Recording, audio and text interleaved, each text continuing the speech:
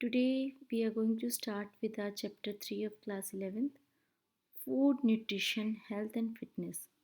भोजन, पोषण, स्वास्थ्य एवं स्वस्थता। आज इस चैप्टर में हम पढ़ने वाले हैं भोजन के बारे में, पोषण के बारे में, स्वास्थ्य एवं स्वस्थता के बारे में। तो थोड़ा सा हम डिस्कस करते हैं कि किशोर अवस्था के संदर्भ में भोजन की क्या आवश्यकता है या क्या कार्य करता है भोजन हमारे शरीर में। किशोर अवस्था यानी कि एडोलेसेंस की स्टार्टिंग ईयर्स में कई फिजिकल चेंजेस आते हैं बॉडी में, बहुत सारे मेंटल चेंजेस आते हैं हमारी बॉडी में। इनमें से जो फिजिकल चेंजेस होते हैं, शारीरिक परिवर्तन जो होते हैं, वो सबसे बड़े परिवर्तन होते हैं हमारी बॉडी के लिए अडेप्ट करने के लिए। और किशोर अवस्था के दौरान होने वाला जो शारीरिक परिवर्तन है वो बहुत ही तेज़ी से होता है, यानी कि तीव्र गति से होता है। किशोरों में होने वाले इस परिवर्तन को वृद्धि स्फुरण या फिर ग्रोथ स्पर्ट के नाम से जाना जाता है। और इसका मुख्य कारण ग्रोथ स्पर्ट ही होता है। जो इतने सारे बॉडी चेंजेस होते हैं, फिजिकल चेंजेस होते हैं हमारी बॉडी में, उनका मुख्य कारण ग्रोथ स्पर्ट्स हैं। और ये हार्मोनल गतिविधियों जो होते हैं हमारी बॉडी में, उसके कारण ग्रोथ स्पर्ट टेक प्लेस करता है, जिसके कारण शरीर के हर अंग प्रभावित होता है, बॉडी का हर एक पार्ट उससे प्रभावित होता है। इसीलिए किशोर अवस्था में मेनली हमें अपनी पौष्टिक आवश्यकता यानी कि पोषण संबंधी आवश्यकताओं का ध्यान रखना बहुत ही ज़रूरी है। और पौष्टिक भोजन करना का महत्व हमारे लिए बढ़ जाता है इस उम्र में। तो हम वृद्धि स्फुरण के बारे में बात करते हैं। किशोर अवस्था के दौरान जो जल्दी जल्दी जो चेंजेस होते हैं, फिर तीव्र गति से होने वाले शारीरिक परिवर्तनों को हम ग्रोथ स्पर्ट या वृद्धि स्फुरण के नाम से जानते हैं। आगे हम पढ़ेंगे फूड के बारे में। फूड क्या होता है, खाना क्या होता है। फूड मेनली वह सभी तरल या ठोस पदार्थ जो निगलने, पचाने और अवशोषित होने के बाद शरीर को स्वस्थ करने के लिए पोषक तत्व प्रदान करें। Food can be defined as anything solid or liquid which, when swallowed, digested, and assimilated in the body, provides it with essential substances called nutrients and keeps it well. तो खाना हमारे लिए क्या काम करता है। खाना हम आसान शब्दों में समझने की कोशिश करें तो खाना वह है, भोजन वह है जो हमें लिक्विड फॉर्म में भी अवेलेबल हो सकता है, सॉलिड फॉर्म में भी अवेलेबल हो सकता है, जिसको हम निगल सकते हैं, जिसको हम डाइजेस्ट कर सकते हैं, हमारी बॉडी जिसको डाइजेस्ट कर सकती है। फॉर एग्जांपल, हम पत्थर को डाइजेस्ट नहीं करते थे, so that is not a food. तो हम जिसको पचा सकें और जिसके पचने के बाद हमारा शरीर उससे जो पोषक तत्व हैं उनको एब्जॉर्ब करे, उसको हम खाने की परिभाषा कहते हैं या फिर खाना कहते हैं। Next we are going to study भोजन क्या कार्य करता है। What does food do. भोजन के क्या क्या कार्य होते हैं। सबसे पहला कार्य है भोजन का शरीर को ऊर्जा प्रदान करना। अगर मैं आपसे पूछूं आप खाना क्यों खाते हैं, तो आप बोलेंगे कि हमें एनर्जी की ज़रूरत होती है। Food provides us energy.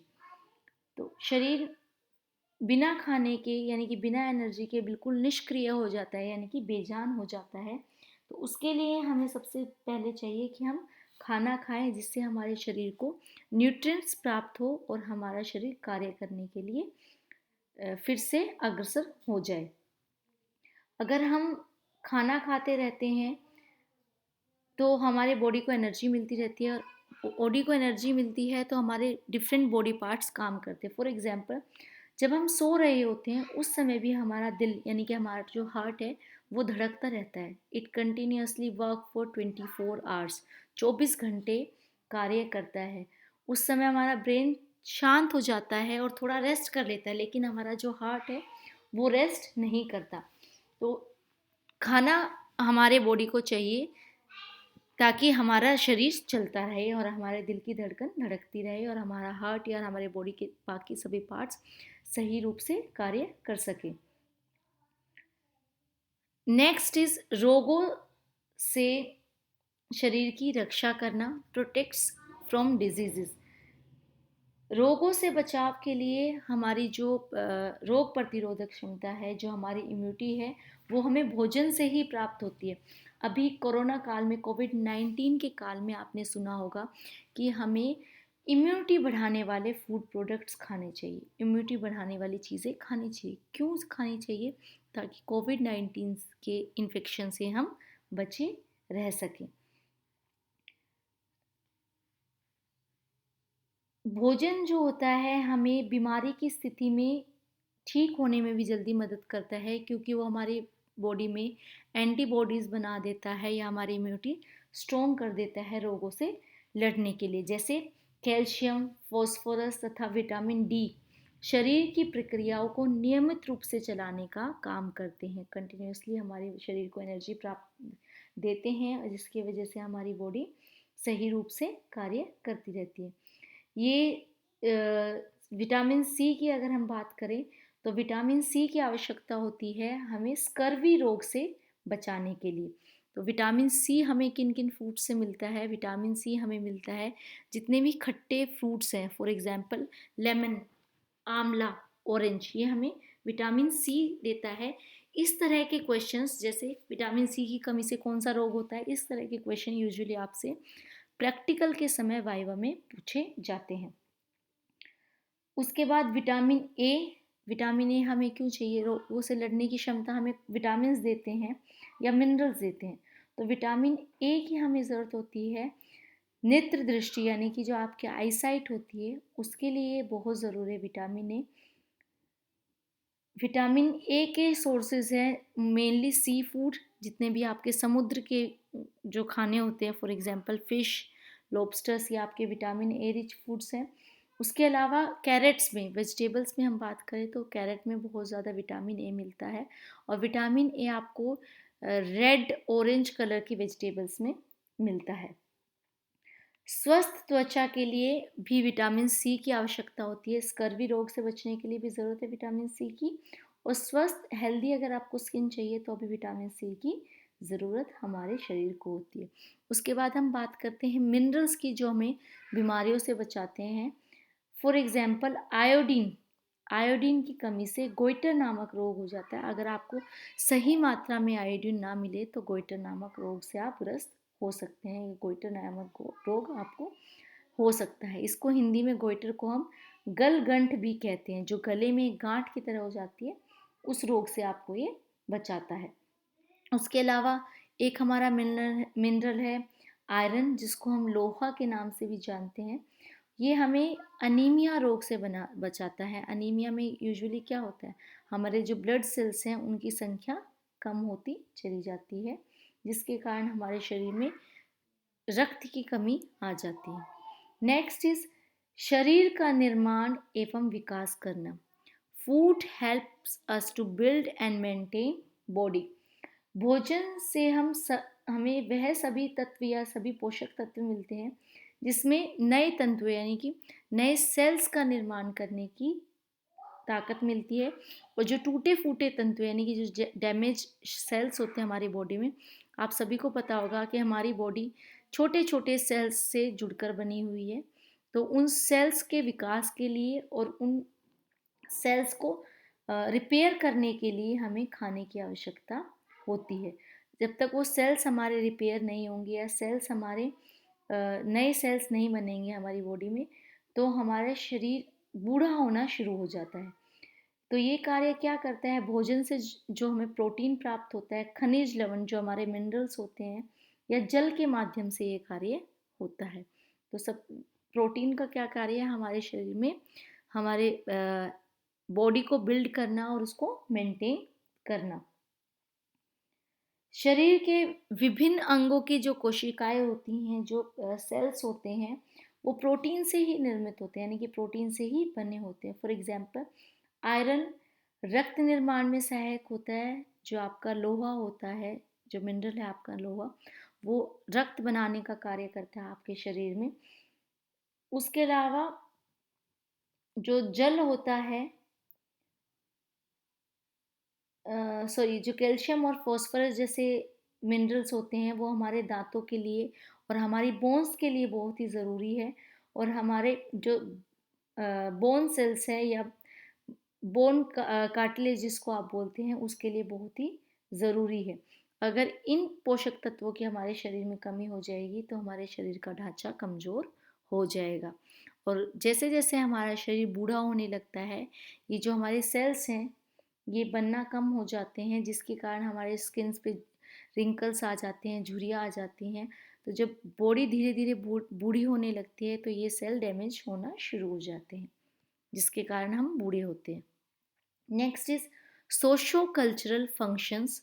सामाजिक और सांस्कृतिक कार्य भी करता है खाना। किस प्रकार से सामाजिक और सांस्कृतिक कार्य करता है?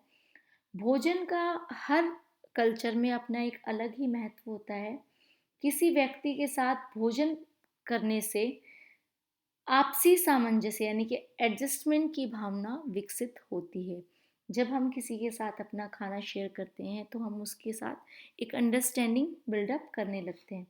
फॉर एग्जाम्पल, जब हमारे घर में कुछ फंक्शन होते हैं तो हम अपने फैमिली मेम्बर्स को या अपने एक्सटेंडेड फैमिली मेम्बर्स को या अपने फ्रेंड्स को इनवाइट करते हैं। दिवाली पर, क्रिसमस पर, ईद पर अपने घरों में इनवाइट करते हैं खाने पर।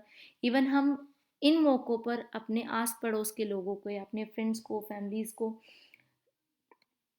खाना डिस्ट्रीब्यूट भी करते हैं। क्यों डिस्ट्रीब्यूट करते हैं? क्योंकि इससे एक एडजस्टमेंट की भावना उत्पन्न होती है लोगों के बीच में। और सामाजिक स्तर भी एक तरह से खाना प्रदर्शित करता है कि किस प्रकार का खाना किसी तरह की पार्टी में परोसा गया, उससे किसी के खाने किसी के लाइफस्टाइल के स्टैंडर्ड का पता लगता है। नेक्स्ट इज मनोवैज्ञानिक कार्य, साइकोलॉजिकल फंक्शन। हर मनुष्य की कुछ भावनात्मक यानी कि साइकोलॉजिकल नीड्स होती हैं, जैसे कि हर किसी को सेफ्टी चाहिए, हर किसी को प्यार चाहिए और हर किसी को रिस्पेक्ट या आदर या सत्कार चाहिए होता है। तो इनकी पूर्ति भी भोजन के माध्यम से की जाती है। किस प्रकार? अगर अच्छा भोजन मिलता है तो आपको मेंटल स्टेबिलिटी मिलती है और आप खुशी खुशी रहते हैं। जैसे मम्मी ने अगर आपको प्यार से खाना खिलाया तो आप खुश हो जाते हैं और ये दर्शाता है माँ और बच्चे के बीच प्यार को। नेक्स्ट इज न्यूट्रिशन या पोषण, जिसको हम कहते हैं। पोषण क्या होता है? पोषण भोजन में मौजूद विभिन्न पोषक तत्वों का शारीरिक क्रियाओं तथा शारीरिक आवश्यकताओं को पूरा करने के लिए उपयोग पोषण कहलाता है। Science of foods, nutrients, and other substances they contain and of their actions within the body, including ingestion, digestion, absorption, metabolism, and excretion. Nutrition होता है जितने भी भोजन में आपके पोषक तत्व या इनके आपके न्यूट्रिएंट्स अवेलेबल हैं, उनका शारीरिक क्रियाओं या शारीरिक आवश्यकताओं को पूरी करने के लिए उपयोग आपका पोषण कहलाता है या न्यूट्रिशन कहलाता है। दूसरे शब्दों में हम आसान भाषा में इसको समझने की कोशिश करें तो कार्य करता हुआ भोजन पोषण कहलाता है। यानी कि आपकी बॉडी में जाके जो खाना कार्य करता है उसको आप पोषण कहते हैं या न्यूट्रिशन कहते हैं। अगर साइंटिफिक वे में इसको समझा जाए तो पोषण एक प्रोसेस है जिसके द्वारा भोजन शरीर के द्वारा ग्रहण किया जाता है और उपयोग में लाया जाता है। आपका शरीर उसको अडॉप्ट करता है और उसको यूटिलाइज करता है आपकी बॉडी को एनर्जी देने के लिए। Next we are going to read about nutrients. Nutrients क्या होते हैं या पोषक तत्व क्या होते हैं? वे सभी रासायनिक घटक जो भोजन में विद्यमान होते हैं वे जिनसे शरीर अपने सभी कार्य करने में सक्षम होता है। Nutrients are the constituents of food that must be supplied to the body in suitable amount.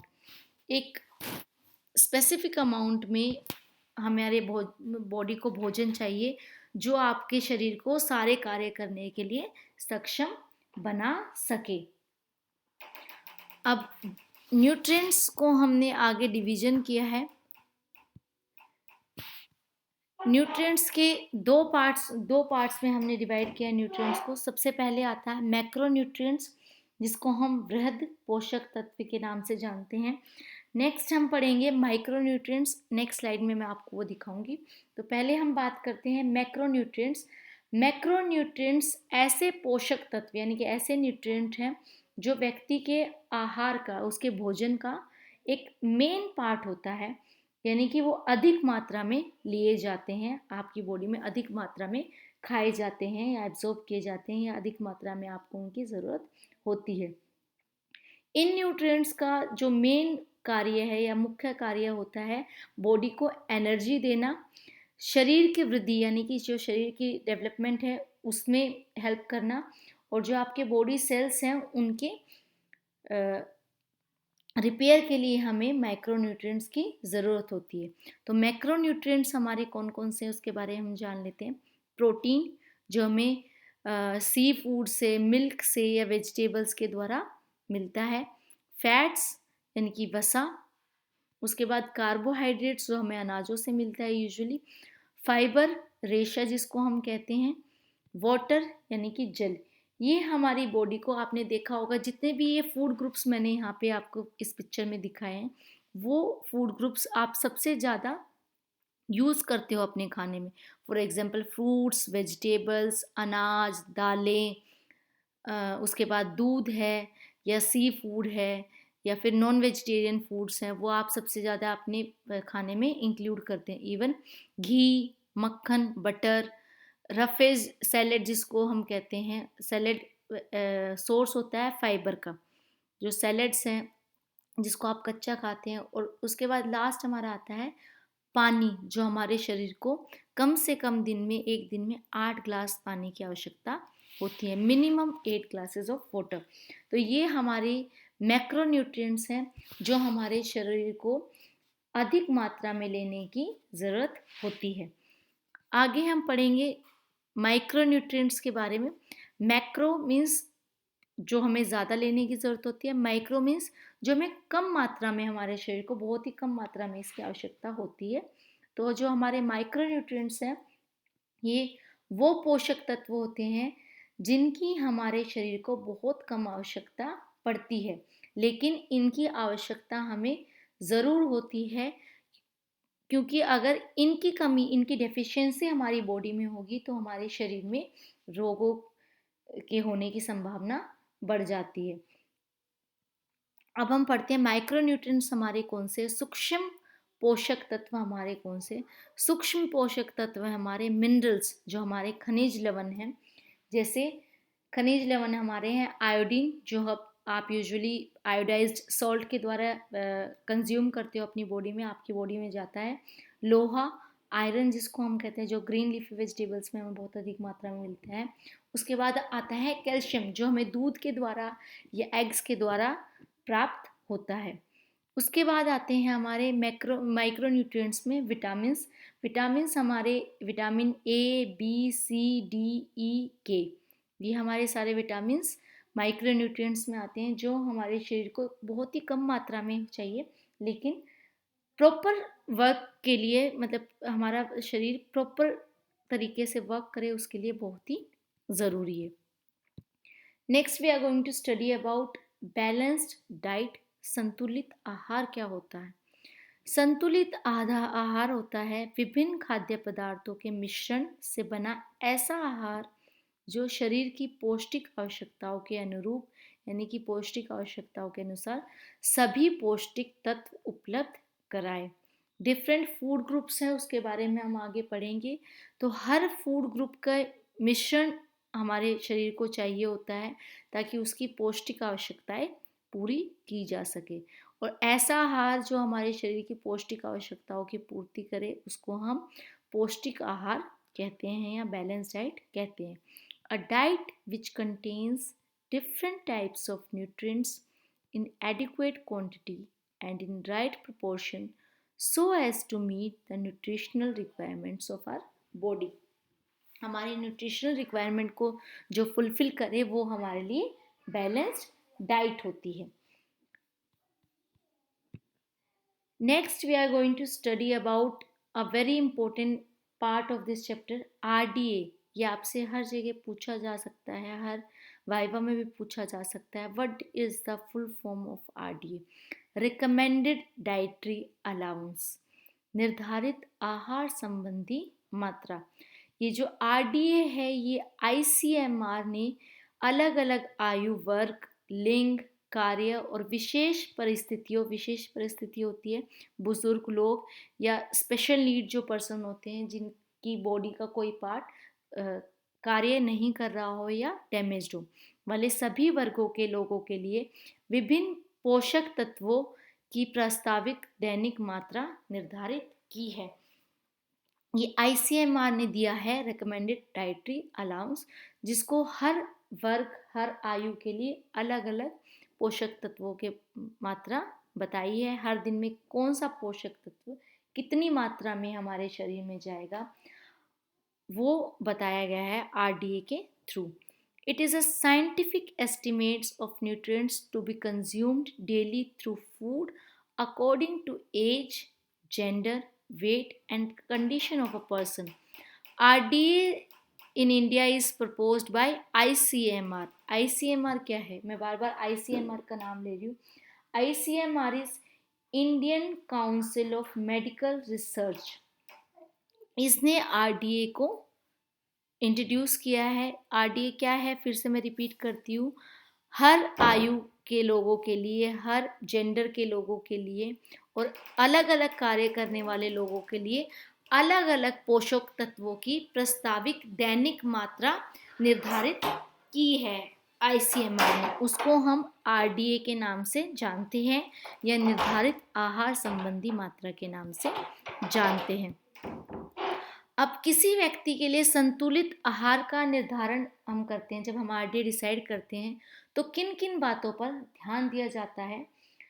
सबसे पहले ध्यान दिया जाता है कि इसमें विभिन्न प्रकार के खाद्य पदार्थ शामिल हो, यानी कि उसमें वैरायटी ऑफ फूड आइटम, यानी कि कुछ अनाज है तो वेजिटेबल्स भी हैं, फ्रूट्स भी हैं, मिठाई भी है, कुछ तली हुई वस्तुएं या घी बटर भी शामिल है. हर प्रकार का खाद्य पदार्थ उसमें शामिल किया जाए.